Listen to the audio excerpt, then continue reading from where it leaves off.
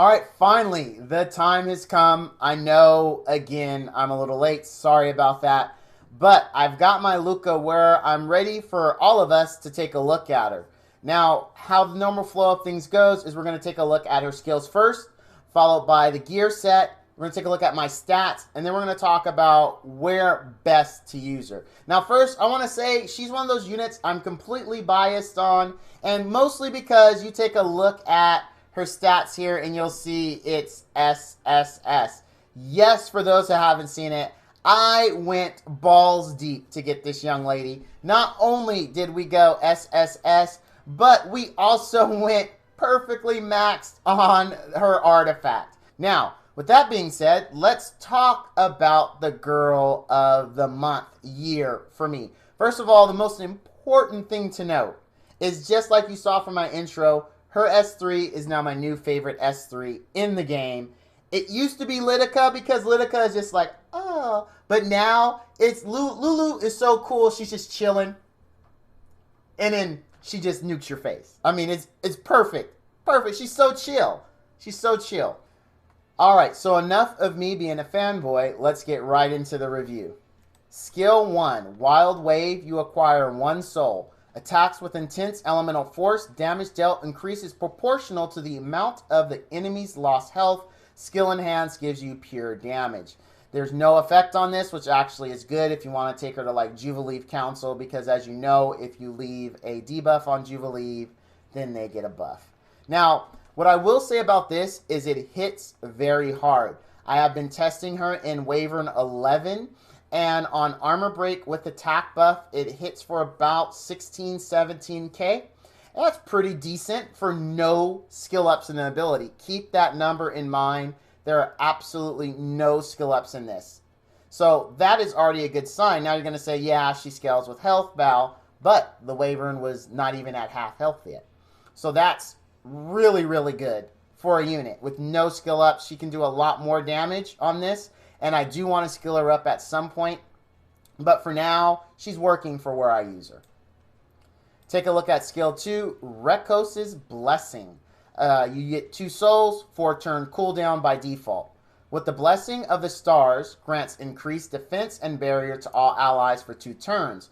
Barrier strength increases proportional to the caster's attack. Now the soul burn effect does cost you 20 souls, and you get skill cooldown decreased by 2 turns, meaning that by default you can use this every 2 turns. Since the barrier itself lasts for 2 turns, you basically can keep it up as long as you can skill burn this. Now, as you can see, she does pick up -1 turn to cooldown, and she gets increased barrier strength. Now, it's because of this ability that you do want to make her full-on 100% DPS. Don't try to make her a hybrid build of tanky and do some kind of odd thing. No, no. Only option, 100% balls deep DPS. Don't mess around with it. Don't try to get fancy with it. Don't try to give her HP for survivability. Don't do any of that. 100% damage. Don't care about health or defense subs. She's basically going to be a paper cannon, right? People like to say glass cannon, but I think glass is more durable than paper because you could set paper on fire, right? And it catches on fire. How that analogy makes sense to glass being less fragile, I really don't know. That wasn't the point of the analogy, was it now? But just build her straight paper cannon. Paper. Now you thought glass cannon, but that's incorrect. Paper cannon. It's more fragile. But I guess you could drop paper off a building and it doesn't crack. Semantics. Paper's thinner. I win. Okay, so you want to go full DPS. Full deeps. All the way. Her last ability, Wave of Vengeance. Also, Val's candidate for S3 of the year. You acquire 3 souls with this bad boy. 5-turn default cooldown.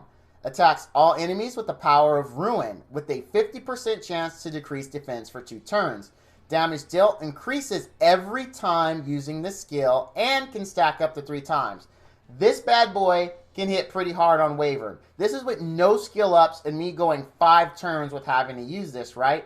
This is why you want to use her artifact and why you do actually want to lower the cooldown of this. because you lower the cooldown of this. It goes down to 3 turns. You run her artifact, you get a 100% chance every time she pops this, where it's going to reduce cooldown. Now it's down to 2 turns.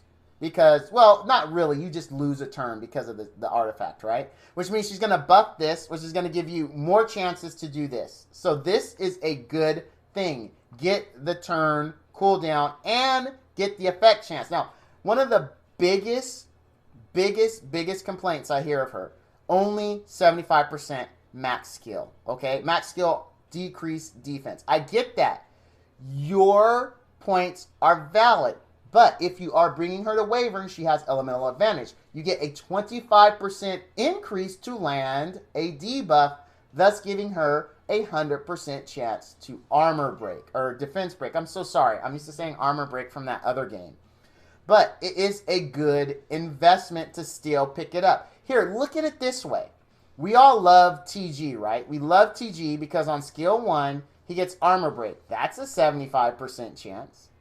But I know I'm cheating because he has it on skill 1. I know this.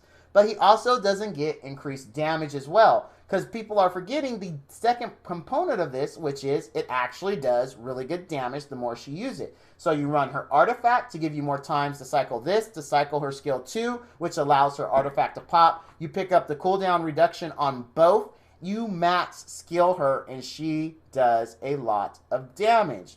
Her skills are nice. Now, people will say she's budget Bellona. She's budget Bellona. People forget they love Bellona to pieces, but Bellona's armor break isn't 100%.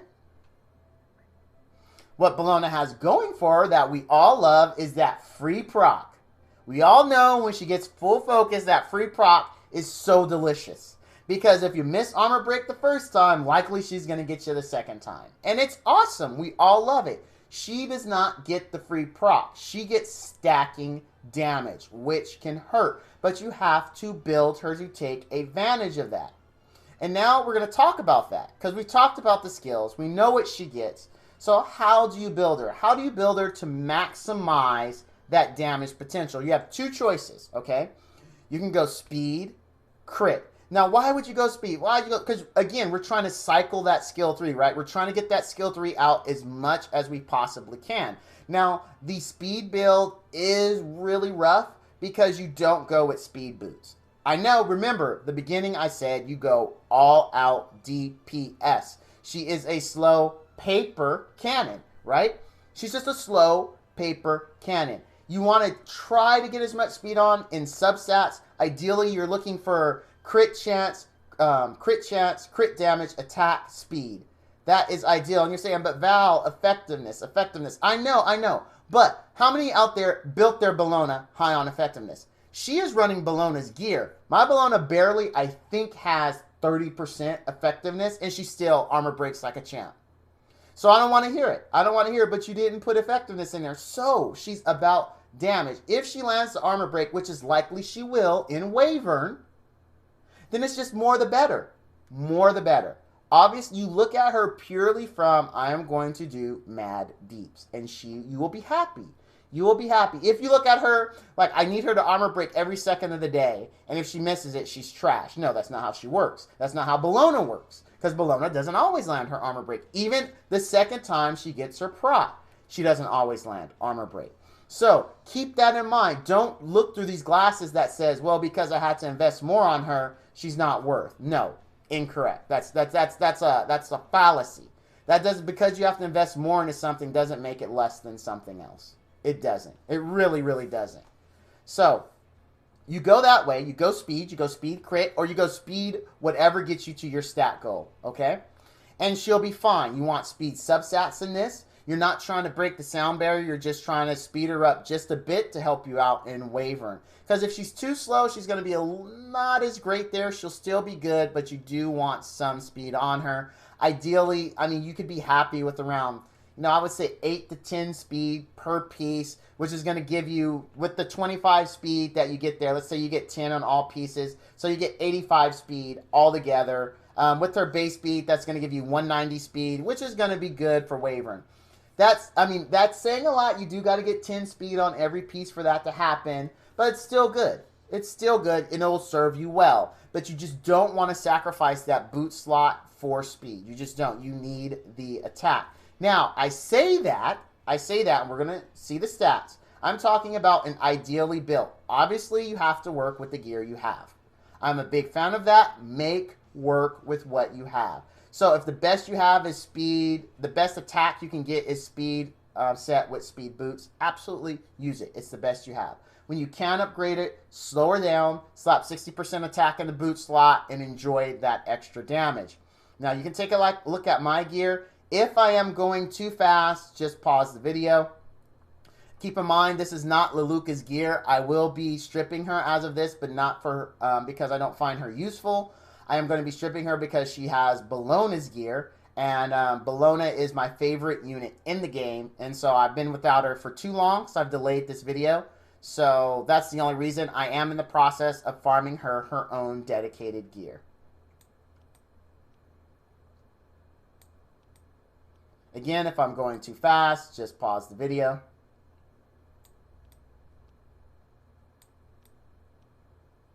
So, with my stats out of the way, what I consider the ideal build will actually not be speed.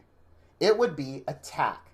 Attack with the same stub stats I mentioned before for speed. Again, of course, attack, crit chance, crit damage, speed. Again, you want to go with a minimum of 10 speed to every slot. Yes, this only puts you at about 165 speed, but that's still good enough for Wyvern. She's not going to lap the boss, but you can bring in other units to help make up the difference. TG will help out because she'll get a combat readiness boost if she happens to team with it, or if you run a Rose in your Wyvern team, or any combat bar or combat readiness buffer will help her out considerably. But 165 will be okay. Is it less than ideal? Yes, it absolutely is. But she will do mad damage, and you will not be disappointed.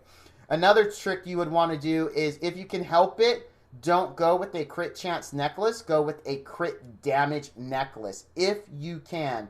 I am a big fan of 100% crit, so I will do whatever I have to do to get it. If that means running a crit chant necklace, so be it. If I had my way, though, I'd have 100% crit, and I actually would not run attack here. I would run crit damage, attack, attack. That is my ideal build with attack set and a crit chance offset. Taking a look at my stats and keeping in mind this is Bologna gear, this is not the ideal stats I would want for her. Ideally, you would want at least 4K attack. A little bit of defense is okay, but don't focus on it. A little bit of health is okay, but don't focus on it. You want at least 190 speed. I know that's Herculoing, but at minimum, I mean bare minimum, you do want 160. As you can see, I'm almost to 165. I'm 4 points short with Bologna's gear. 100% crit to me is a must. That's just how I roll on my DPS units. And again, my critical damage is not ideal. You at least want 225% crit at minimum, but again, she is using Bologna's gear. That would be the ideal way to build her, but she's on a borrowed set. I am in the process of farming her the ideal gear. I am going to go attack, hopefully with a crit damage necklace, but if I can't get 100% crit, then you will be seeing a crit chance necklace there with attack, and hopefully really good speed substats. So, where do you use her? You gear her up, you're ready to party. Where is she effective, Val? Raid and Queen and all the little fun bosses there, minus Vera. She'll be usable, just a little bit annoying because she'll miss a few times. But she can be used in Abyss. Pretty much in almost every single floor she can be used. Again, there's value in her barrier and defense buff that makes you more tanky, while in addition she is doing damage and armor breaking. And then lastly, of course, Wyvern. She can be used in Wyvern without any issues. I have been using her there, even with her less than ideal gear. She has worked as my sole damage dealer. The runs are a little longer because I do not have the ideal stats for her. But had I had the ideal stats, then she would be an absolute beast there. Now, PvP, because PvP is super important, but not every unit is a PvP unit. Do I see Luluca having PvP usefulness? I do not. I really do not. I see better options for PvP, and actually the #1 option to use over her is my girl, Bologna. Bologna is just amazing. Now, here is where Luluca's weaknesses really show for PvP. Luluca has a base speed of 105. A common use for Bologna is in a Vildred cleave team. So you have your Ruzid go, then your Bologna goes, AoE armor breaks, and then your Vildred goes, wipes the floor. That works because Bologna's base speed is 115. Luluca's base speed is 105. So because of that, she really won't be effective in being able to be used as an AoE armor breaker in Arena like Bologna is. And that is Bologna's biggest advantage, is that speed. Luluca is not ideal there because, quite simply, she is too slow, meaning that your Ruzid would go, another unit would go, probably your Vildred, then Luluca would go after Vildred has already gone, and back in my day, we call that closing the barn door after the horses have already gone. And there's just no point. It provides nothing. So as much as I do like Luluca, as much as I invested in her, I see her primarily as a PvE investment over a PvP. PvP, for what she does, she would need to be fast, and at 105 base speed, there are better options. Alright guys, that's going to do it for this review. Hopefully you enjoyed it. Hopefully my buddies over at that one website won't be too upset with me for the lateness of this review. If you have any comments for me or anything I missed, please feel to leave it down in the spaces below. But as always, all you dudes and dudettes out there, stay frosty.